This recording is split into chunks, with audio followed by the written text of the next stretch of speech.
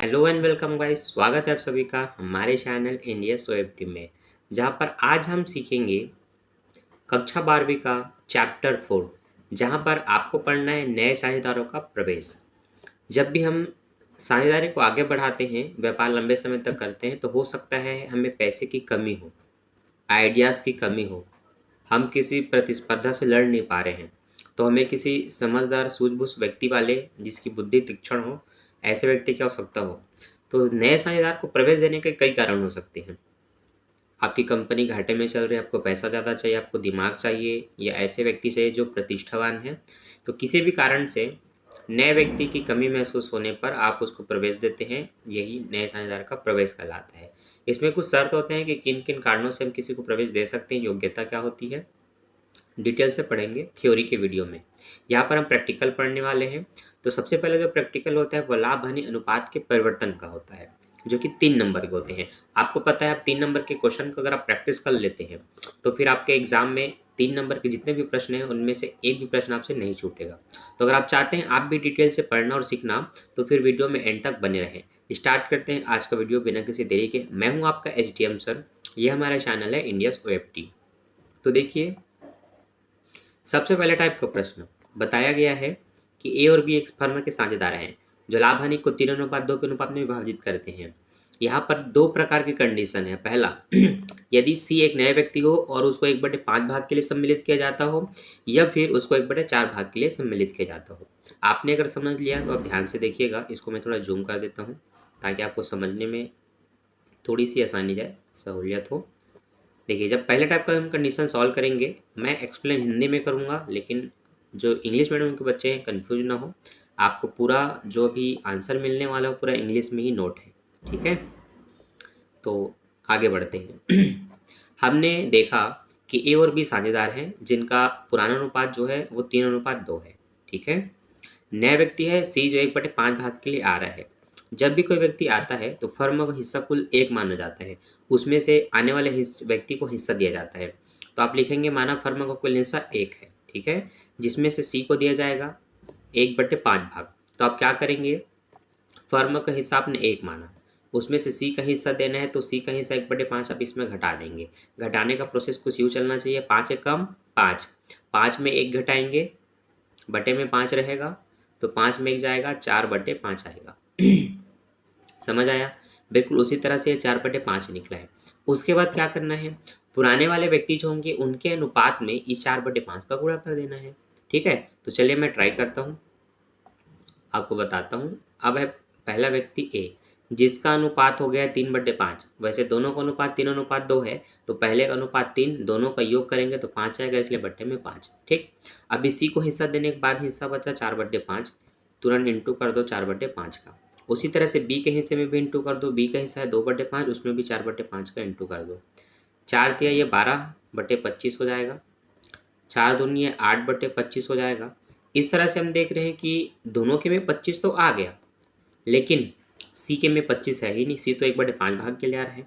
तो अगर इनके हर में 25 आया तो उनके में भी 25 लाना है, तो जितने का भी गुणा करना है आप उतने का गुणा इसमें कर देंगे। तो मैं देख रहा हूँ कि सी का हिस्सा 1/5 है, उसको 25 में कन्वर्ट करना है, तो नीचे को 25 में कन्वर्ट करना है, तो नीचे में 5 का गुणा और ऊपर में भी 5 का गुणा करना होता है। तो 5 एकम 5/25 हुआ। इस तरह से आप कह सकते हैं कि ए, बी और सी का अनुपात हो गया 12:8:5। ये आपका आंसर है पहले कंडीशन का। अब आप चेक कर सकते हैं आपका ये आंसर आपको मिल रहा है कि नहीं बुक में, सॉरी जो मैं आपको आंसर शो कर रहा हूँ वहाँ पर। तो आप देख सकते हैं आपको आंसर वही 12:8:5 मिल गया, ठीक है। सेम कंडीशन से आप निकालेंगे 1/4 भाग के लिए। तो फर्म का कुल हिस्सा आप 1 मानेंगे, उसमें से 1/4 घटाएंगे, 4 एकम 4, 4 में 1 घटेगा तो 3 आएगा, तो 3/4 आप ये हिस्सा लिखेंगे। फिर आप ए का हिस्सा निकाल देंगे, है ना, मल्टीप्लाई करेंगे इसमें, तो ए का हिस्सा 3/5 ही है, जिसमें अब 3/4 का गुणा करेंगे, ठीक है। फिर बी का हिस्सा 2/5 लिखेंगे, इसमें भी 3/4 का गुणा करेंगे। 3 तिया 9, 5 चौक 20, ठीक है। 3 दूनी 6, 5 चौक 20। समझ आया? ठीक।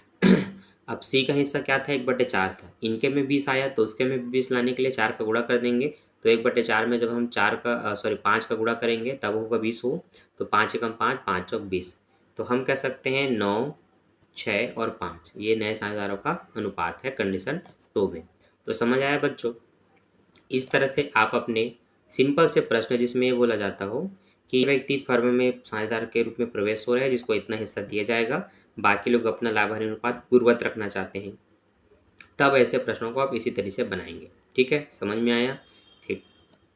अब देखते हैं थोड़ा अगला कंडीशन, वहाँ पर क्या कुछ नया होता है। तो क्वेश्चन नंबर 4 देखेंगे आप। अब एक फर्म में साझेदार है जिनका लाभ हानि अनुपात 3:2:1 है। वे द को साझेदार बनाते हैं 10% लाभ के लिए। तो नया लाभ हानि अनुपात ज्ञात कीजिए। ये भी कॉमन है, सिंपल तरीके से है, बस नया क्या है, प्रतिशत में दिया है। तो जब आपको किसी व्यक्ति का लाभ का हिस्सा अनुपात में ना दे करके प्रतिशत में दे, तो उसको कैसे करना है वो मैं समझा देता हूँ। 10% तो आप उसको 10/100 लिखेंगे, क्योंकि 10% की दर है, प्रतिशत का मतलब बटे में 100 होता है, इसलिए बटे में 100। 10 एकम 10, 10 दहम 100, तो उनका हिस्सा निकल गया 1/10। अतः हम ये कह सकते हैं कि जो डी है वो कितने हिस्से के लिए आ रहा है, वो 1/10 हिस्से के लिए आ रहा है। ठीक है, आगे बढ़ते हैं। यहाँ पर हमने फार्माकोपोल हिस्सा 1 मान के 1/10 को उसमें से निकाला, तो 10 एकम 10 में 1 घटाएंगे, 9/10 आएगा।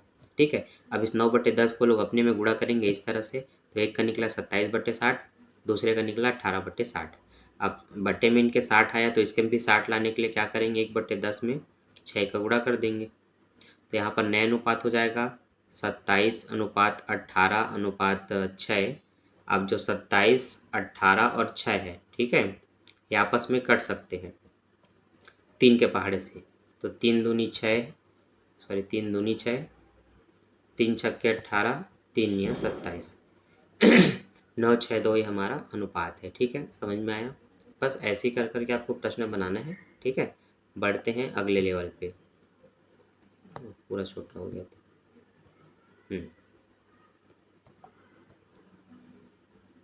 यहाँ पर देखिए, यहाँ पर बताया है निकुंज और मिथुन एक फर्म में 3:1 के अनुपात में साझेदार हैं। वे अभिनव को नए साझेदार के रूप में प्रवेश देते हैं जो 1/5 भाग के लिए आता है। 2 कंडीशन है प्रश्नों को बनाने का। पहला कंडीशन, अभिनव अपने लाभ का भाग निकुंज और मिथुन से बराबर अनुपात में लेगा। तो देखिए, आने वाला व्यक्ति चाह रहा है कि वो बराबर अनुपात में उनसे प्राप्त करेगा, उनसे लेगा। दूसरा कंडीशन है, अभिनव ने अपना लाभ का संपूर्ण भाग निकुंज से लिया। तो जो मैं आपको कंडीशन सिखाना चाहता था वो ये है, जहाँ पर या तो वो दोनों से बराबर लेगा या तो फिर एक व्यक्ति से लेगा। ठीक है, तो इसको समझिएगा, ध्यान से देखिएगा।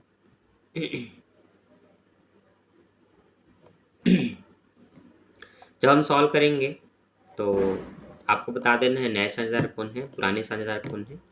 तो जो निकुंज और मिथुन है वो 3:1 अनुपात में लाभ हानि को बांटते हैं, मतलब 3/4 और 1/4।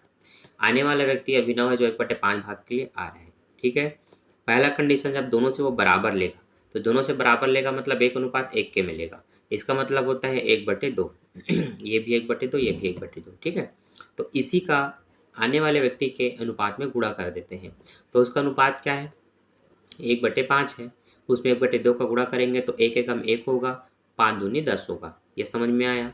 अब आपको पुराना माइनस नए का सूत्र लगाना है, नया लाभ हानि अनुपात ज्ञात करना है। तो नया लाभ हानि अनुपात बराबर होता है पुराना अनुपात माइनस नया अनुपात। तो पुराना अनुपात क्या है, 3/4 है। ठीक है, नया भी क्या निकला, 1/10 निकला, उसको इसमें माइनस कर दो, क्योंकि अपने हिस्से से वो लोग देंगे ना, तो अपने हिस्से का बराबर बराबर देंगे, तो इसको माइनस करके आपको निकालना है। तो इनमें तिरिया गुणा कर सकते हैं, 10 तिया 30, 4 एकम 4, 4 दहम 40, 30 में 4 जाएगा, 26/40 निकला पहले का। उसी तरह से दूसरे का निकालेंगे जो कि 1/4 है, 1/10 उसमें घटाएंगे, तो 10 एकम 10, 4 एकम 4, 4 दहम 40, तो यहाँ पर 6/40। ठीक है, अब जो तीसरा व्यक्ति है वो 1/5 भाग के लिए आ रहा था, इनके में 40 आ गया, तो मान लेते हैं उनके में भी 40 लाना है, तो फिर आप 8 का मल्टीप्लाई कर देंगे, तो इस तरह से 8 एकम 8 हो जाएगा, 8 पंचे 40 हो जाएगा। तो यहाँ पर मैं कह सकता हूँ नया अनुपात पहले का निकला था 26, दूसरे का निकला है 6, तीसरे का निकला है 8।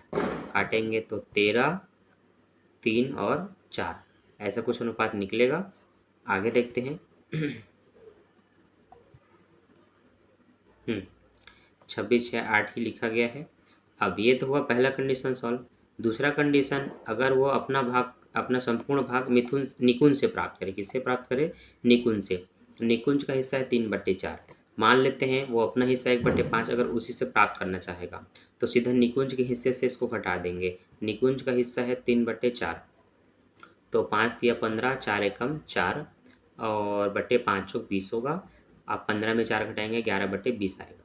तो सिर्फ एक जन्य में करते हैं जब कोई केवल साझेदार से वो हिस्सा प्राप्त करेगा। लेकिन यहाँ पर आपको ध्यान देना है, अगर ऐसा करने से किसी एक का घटाने से अगर उसका हर बदल गया तो सबका हर बदलना चाहिए, क्योंकि एक के बटे में 4 रहेगा, एक के बटे में 20 रहेगा, ऐसे तो हम प्रश्न नहीं बना सकते। इसलिए अब इसके में 11/20 आ रहा है, बटे में 20, तो सबके में 20 लाना है। तो जिसके में जितने का गुणा करना है उस तरह से आप उसको करके समान करेंगे और फिर आगे बढ़ेंगे। अब कई बच्चों को समझ में नहीं आ रहा होगा, तो देखो मिथुन का हिस्सा 1/4 है।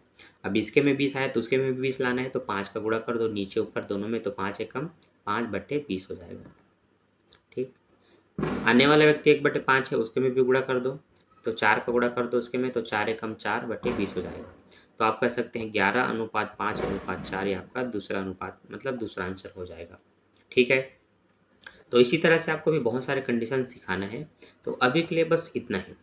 इस टाइप का वीडियो मैंने पहली बार ट्राई किया आपके लिए, ताकि कुछ अलग इंप्रेशन पड़ सके। तो मेरा समझाना समझ में आया कि नहीं, ये आप मुझे कमेंट करके बताइएगा। मैं मिलता हूँ नेक्स्ट वीडियो में नेक्स्ट टॉपिक के साथ। अभी के लिए बाय, थैंक्स फॉर वॉचिंग।